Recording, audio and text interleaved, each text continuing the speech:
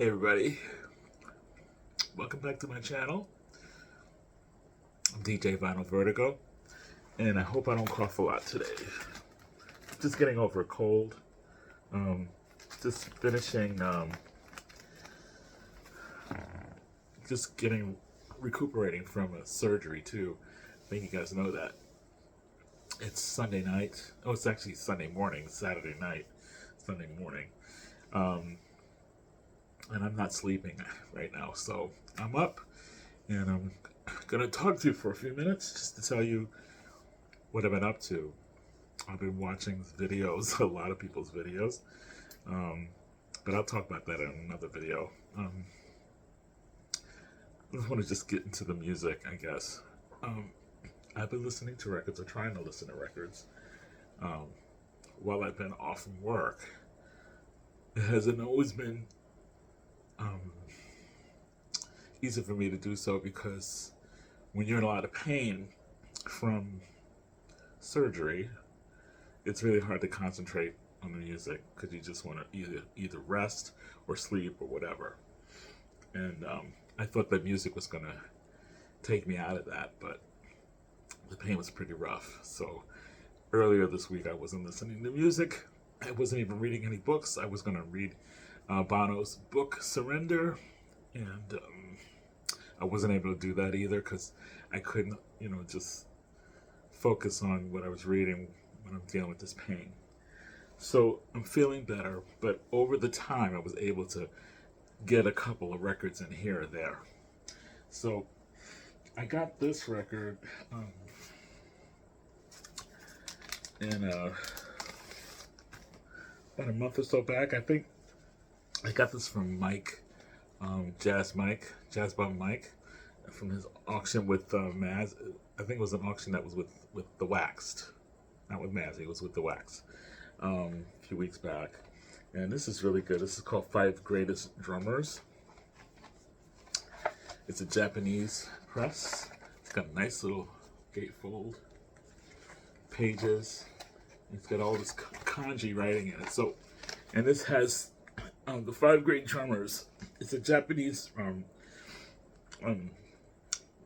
It's manufactured by Nippon Gramophone. It's a Japanese pressing. Max Roach, Shelly Manne, Elvin Jones, Philly Joe Jones, and Art Blakey. And this is like a masterclass in drumming. It's really good. I really dig this a lot.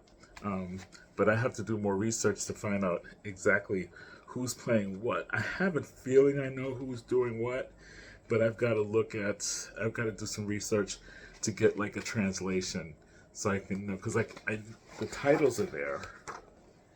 The titles are there, but who's playing is it's not in English.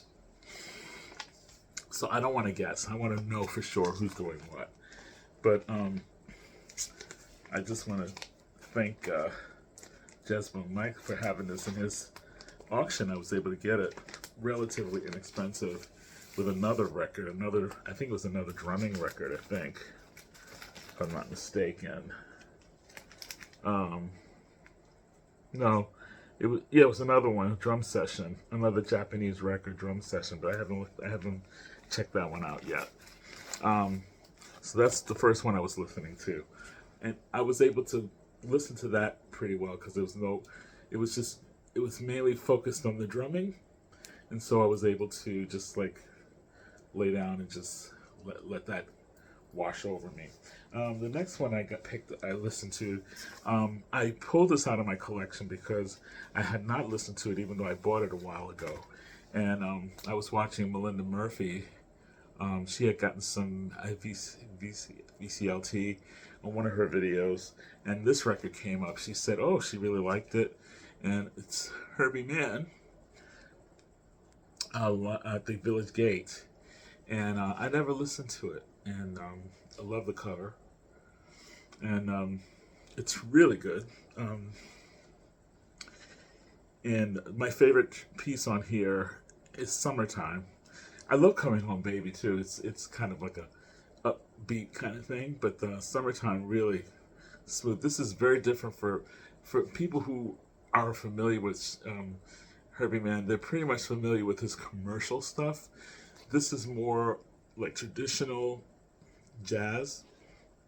So it's something that somebody who would find Herbie Mann to be a little too much commercial or cheesy or whatever they want to call it, they would hear this and go, "Oh my God, I didn't know he could play like this." Okay, and that's what this will do. It's a little bit more traditional sounding, and it's in a nightclub, and he's just, and I know the Village Gate because I played the Village Gate before. So yeah, this has bassist Ahmad Abdul Malik on it. Um, Ben Tucker also plays on this. I think he also plays bass, yeah. And Herbie, of course, plays the flute on this. Um, let's see. Who else is on here? Hagwood Hardy plays the vibes. He's from Canada. And percussionist Chief Bay, white robed and pillbox hat. Oh, as to tell drivers not to take him to the UN. He's from Dakar. Oh, interesting. Yeah. So, but this is really good. It has 3 tracks on there. Coming Home by Ben Tucker. Summertime, of course. And then George and Ira Gershwin's Ain't Necessarily So takes over side 2. And it's really, really a wonderful record. And I'll listen to this again. I'm going to leave this out and listen to it again because I really, really dug this. And I thank Melinda Murphy for um, inspiring me to pull this out of my collection and listen to it. All right, next up, a recent acquisition. About a month ago, I got this one. One of my favorite singers, Eva Cassidy. And this is Eva Cassidy acoustic.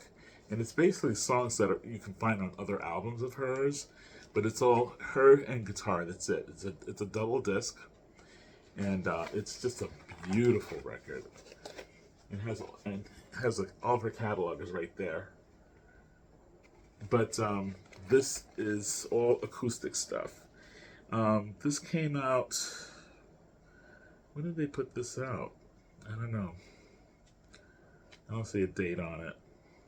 But anyway, it's a compilation basically, but it's acoustic versions of everything of a lot of the songs that we are familiar with from her, and it was compiled by Bill Straw and Tom Norell, mastered by Robert Voisgin at Capitol Mastering in Hollywood, and it's gorgeous. I mean, her voice is just pristine, and God rest her soul. She was just an amazing artist. And her interpretation of songs is just without reproach. I mean, just this. I mean, there's very few people who can style songs so specifically and specifically to their own rhythm. You know what I mean? I think Aretha Franklin's a person that was able to do that. I think Sarah Vaughan was able to do that, and Eva Cassidy, for sure, can do that. Just incredible artistry in vocals, and guitar work as well. Just beautiful record.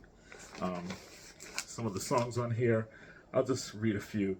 Time After Time, and that's Cyndi Lauper's Time After Time. Wayfaring Stranger, Early Morning Rain, Gordon Lightfoot. She does that last. Who Knows Where the Time Goes, Sandy Denny. She does Songbird by Fleetwood Mac. My brain's not working that. Tennessee Waltz. She does People Get Ready, Curtis Mayfield.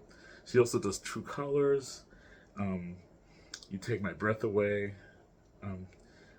She does Autumn Leaves in an interpretation that I've never heard before. Just incredible. And she does Danny Boy, and it's not typical Danny Boy. It's Eva Cassidy doing Danny Boy, and it's just so wonderful. If you see this, definitely pick it up. You see it anywhere. It's hard to find Eva Cassidy records, so when you see one and it's pretty decent price, I wouldn't sleep on it. For sure, add that to your collection.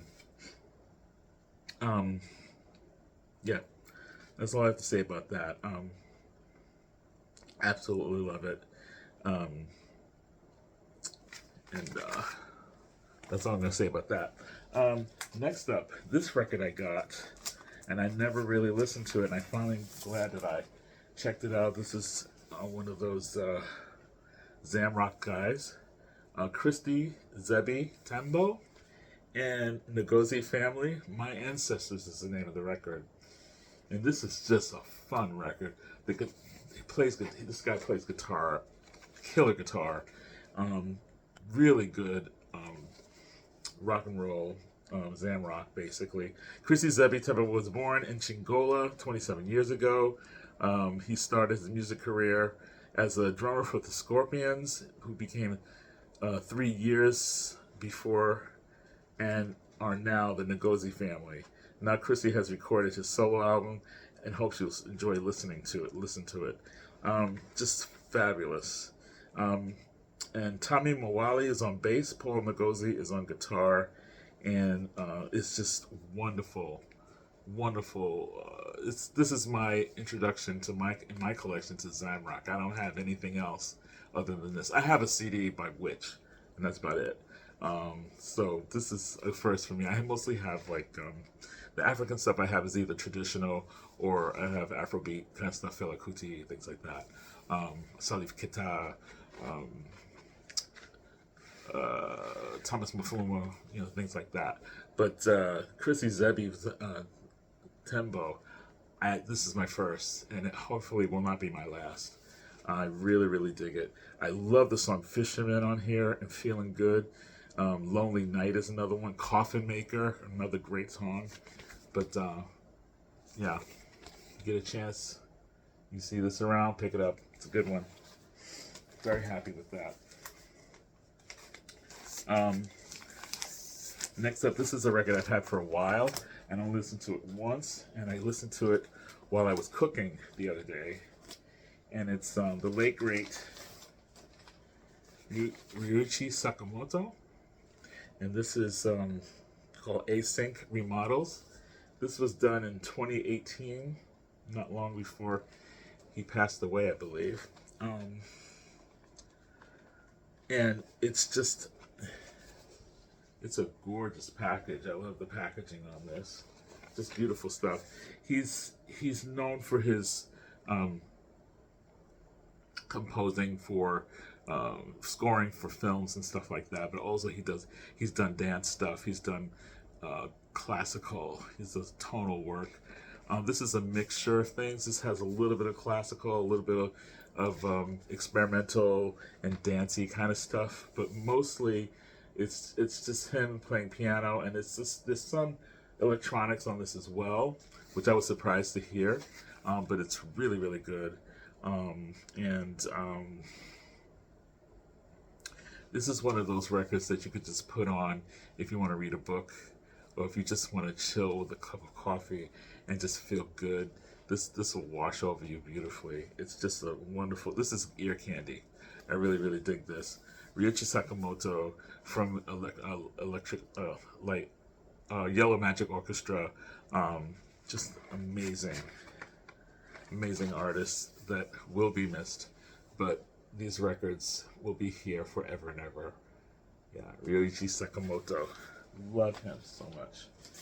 And then the other night, I think Friday night, excuse me, the Jazz Bums were talking about lots of records, and of course, I guess a new reissue of Coltrane's Love Supreme is coming out. And I'm like, again, they're going to talk about Love Supreme? It's like they talk a lot about the Beatles. Not them, but I mean people in the VC get all excited about the Beatles Mono Box and the latest reissue of Black Sabbath and all this stuff. And John Coltrane, that seems to come up a lot. And once again, I guess they're going to be doing that. But I have a copy. I don't have the best copy. But for me, it's about the music more than anything. And if ever I was able to get an OG copy of this, I'll get it. I got a specialized later reissue. I'm sure it's nothing to write home about. Um, this one is it's an Impulse um, reissue, Love Supreme by John Coltrane, and I've listened to it. The packaging is pretty flimsy. It's not really great, and it's this. Jezebum's gonna laugh. Hold your laughter. It's colored vinyl. They were like, what does that sound like? Oh no. But anyway, actually, it doesn't sound that bad. And, I don't have anything to compare it to except I have the CD. But I know I have an OG because my father bought this when it came out. And I have all my father's records in New York at my brother's house. So I do have an OG. I just don't have it with me now.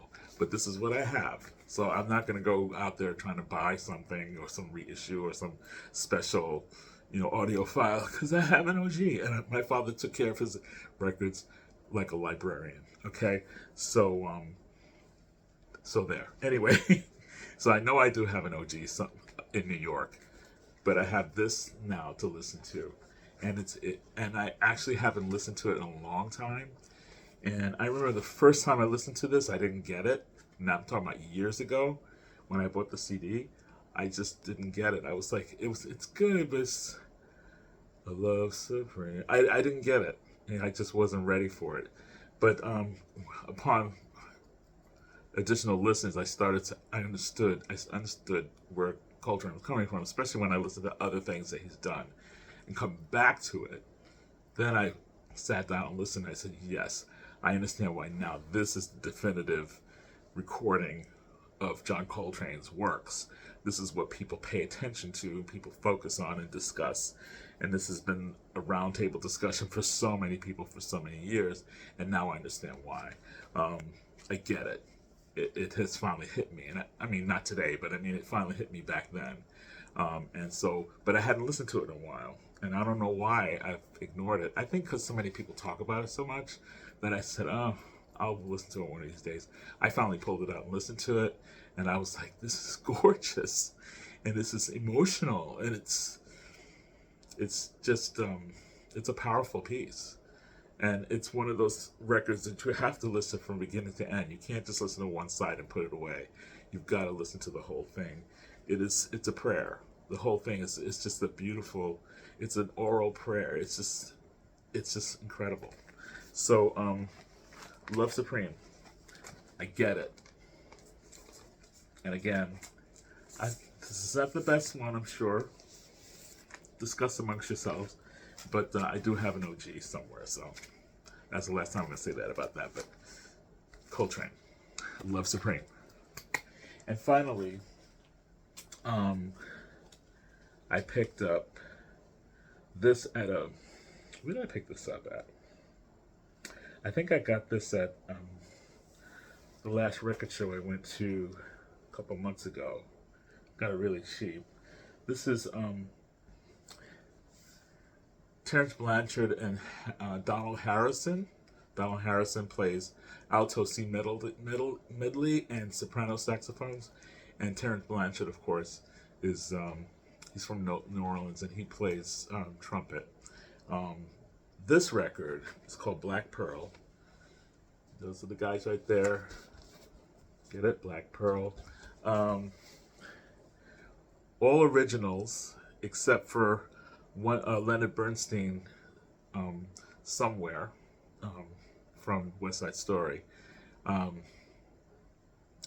This is like modern bebop, contemporary bebop, basically. And this was done in 1988. On this record, also Cyrus Chestnut on piano, and Reginald Veal on bass, Carl Allen on drums. Also, Monty Croft plays vibraphone on a couple of tracks. Steve Thornton plays percussion on a few tracks, and Mark Whitfield plays guitar on this track called Infinite Heart.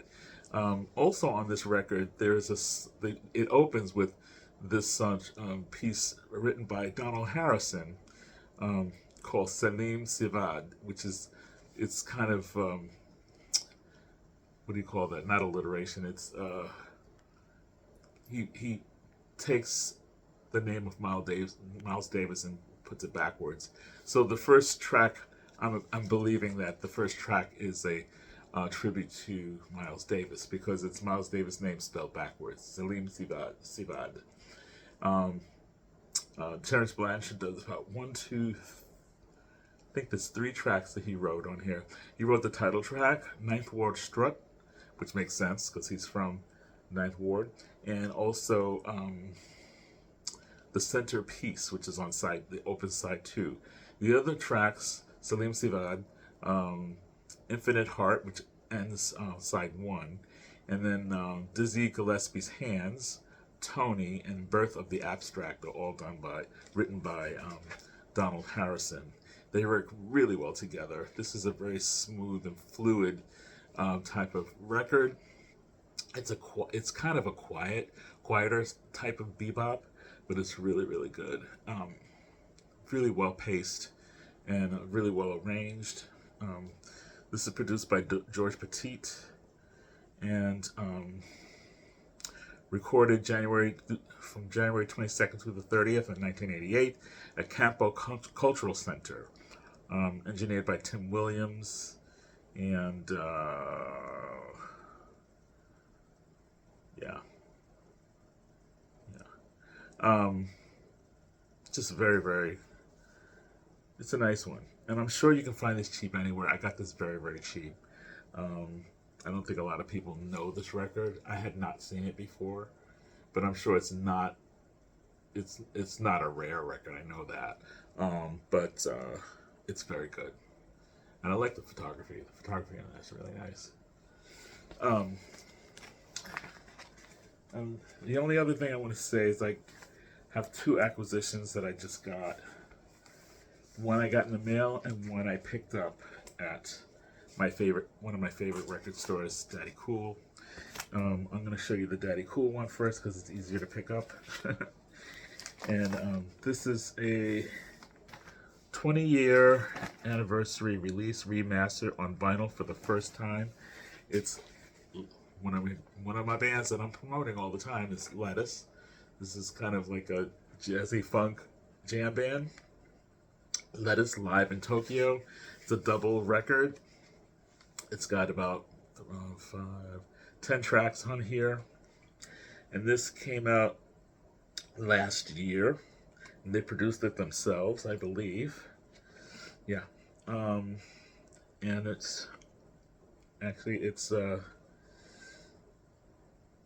it was recorded at the November 17th through the 22nd, 2003. And it was the recorded performance was at the Blue Note in Tokyo, Japan. Nice artwork on here. It's not a gatefold. I wish it was. I hate when they have double reckoning. It's not, and maybe that has to do with budget. I'm not sure, but there's no gatefold. It would be nice to have a gatefold. And I haven't listened to it yet, but I just wanted to show it to you. Lettuce, fantastic record, I'm sure. Because everything I've ever picked up by them so far, I have absolutely enjoyed. I mean, they haven't had a dull record. Not one bad record that I've gotten from them. I have quite a few. So I'm happy to have that. They have other live records, but I'm going to pace myself. I'll get one as a present to myself for Christmas and one for, whenever I can find one. I'm going to pace myself. Especially since I did splurge and I did, it finally came. And I opened it, but I haven't listened to any of it yet. And I'm not going to take it out because I think you guys have seen it enough in the VC.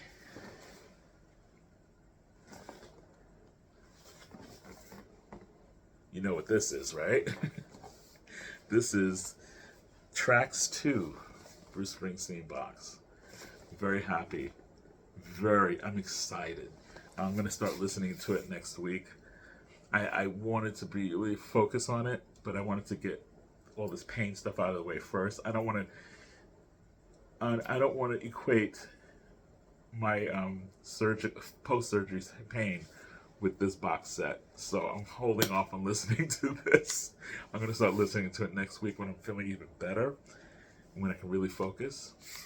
Because I'm gonna play. I think I'm gonna listen to one record a week. I'm not gonna listen to all at once. It's a lot. You know, there's 9 records in here. There's 9 discs in here, but 7 recordings, but 9 discs, and that's a lot of music, plus a book. So I'm gonna just go one by one, and I'll listen to one album every week. I think that, or maybe every other week I'll break out a new record and just listen to one for maybe 2 weeks, and then put that away and put another one on. I think that's how I enjoy it. I really enjoy it because this is a lot, you know.